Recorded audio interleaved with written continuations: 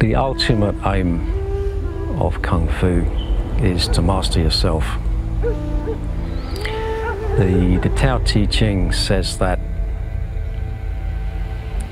to master others is strength, to master yourself is true power. And it's the hardest thing to do in life. But if you can master yourself, then your Kung Fu is genuinely succeeded. Our imagined self-importance, the delusion that we have some privileged position in the universe. We feel that our heart beats itself, and that has nothing very much to do with I. The individual is really a product of separate existence.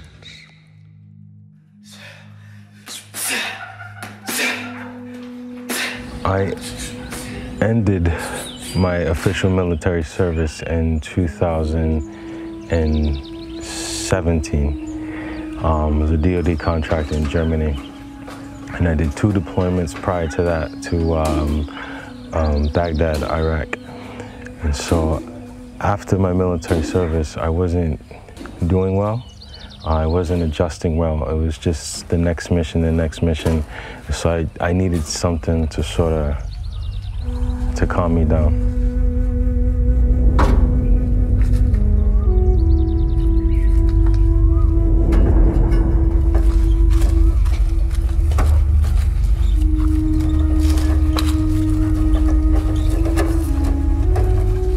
I tried different therapies.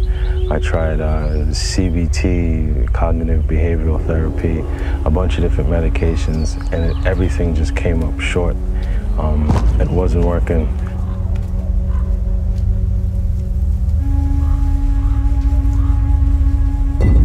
Something that is easy to forget in martial arts is that if you've never been in fights, nothing can prepare you for that.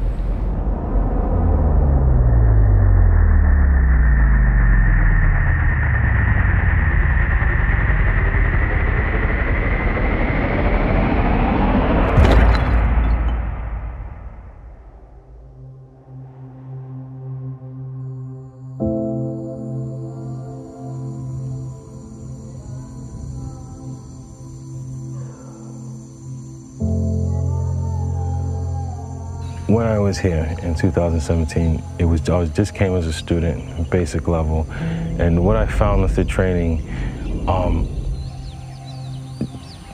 I never felt like this before, ever in my life. I never felt so energized and so calm and so positive. I did boxing before when I was younger.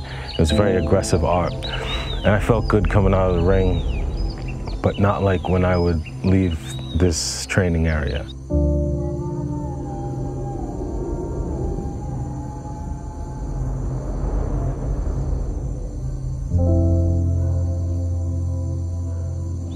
I learned to control myself, right?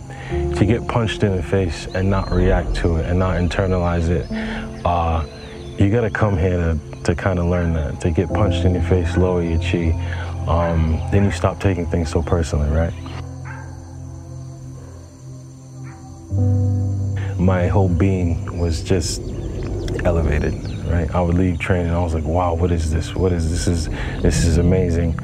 I didn't think it could cure anything, but the training actually did. It sort of just cured everything.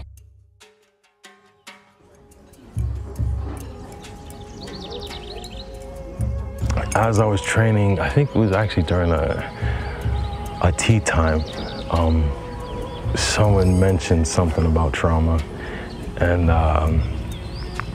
so we were just getting into it, and I thought, let's just hearing the word trauma and think of all my friends with post-traumatic stress, this place, and all the vets I know and the failed therapies that I went through.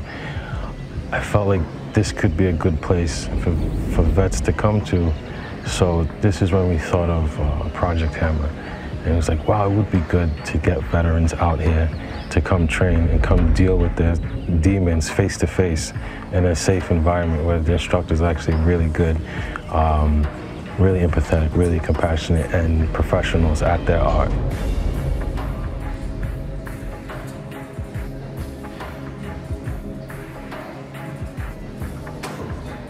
People who got different battles to fight, yeah. But having a group of people behind you, supporting you, yeah, that makes a big difference. And Kung Fu gives you that structure.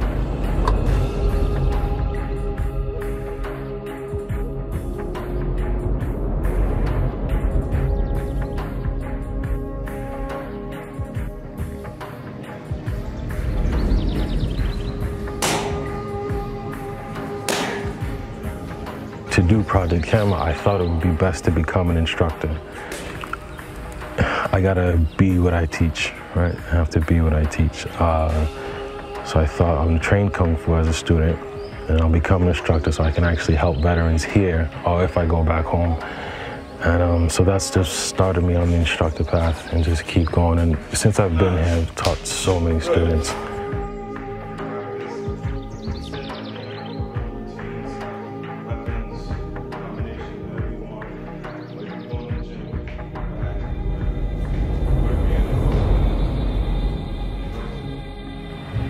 The more that you are treated with respect by your students, the easier it is to respect yourself. Yeah.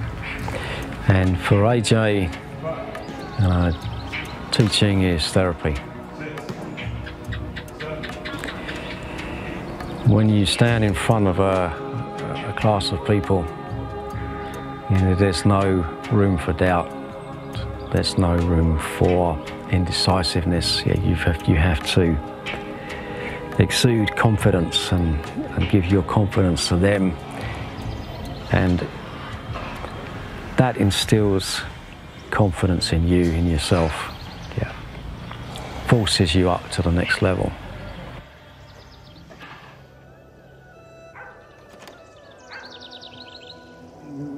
When we thought about sort of this idea to get veterans to do Shaolin Kung Fu,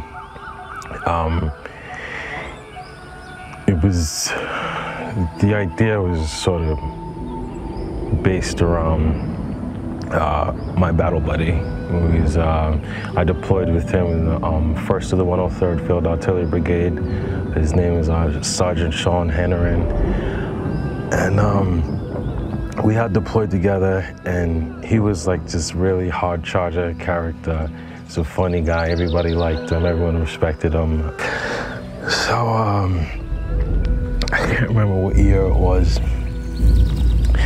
but I remember finding out that Sean, he took his own life not too far after the deployment. And I think I could have done more. I don't think, you know, I'm not a superhero. I don't think I could have swooped in and saved him, but I could have done more personally.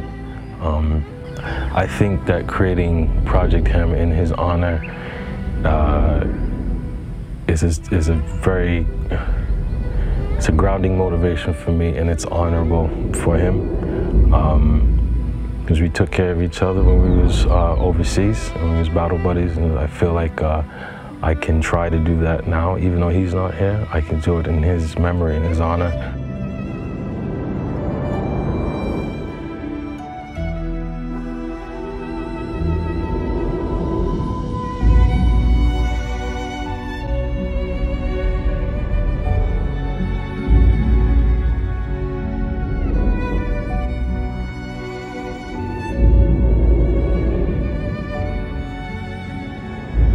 The military is actually pretty good at getting you in a battle mind. They're really good at that.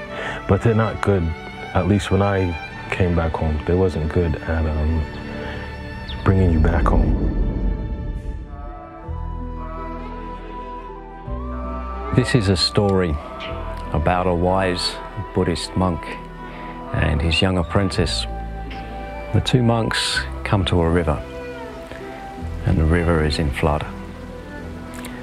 And stranded on the bank of a river is an old lady who desperately wants to get home, but can't cross the river because the current is just too strong for her. Without hesitation, the old monk simply picks up the woman, puts her on his back, carries her across the river. And when he gets to the opposite bank, he puts her down and calmly continues on his way.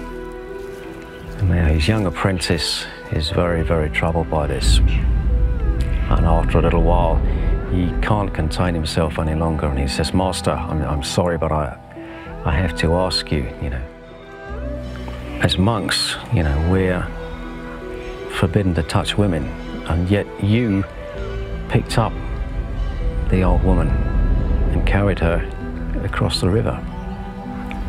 How can you explain this?" And the old man says, "Yes, it's true. I carried her over the river,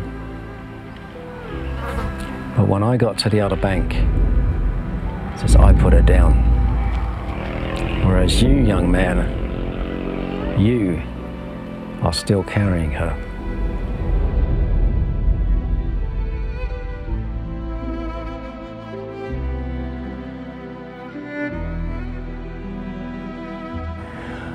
What that story means is you just let go of that trauma, let go of that identity. Yes, they are a part of you, but they don't have to become you.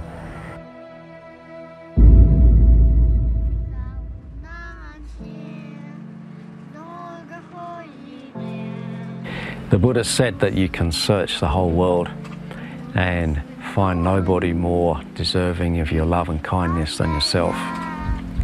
And yet the world is full of people that find it very difficult to love themselves.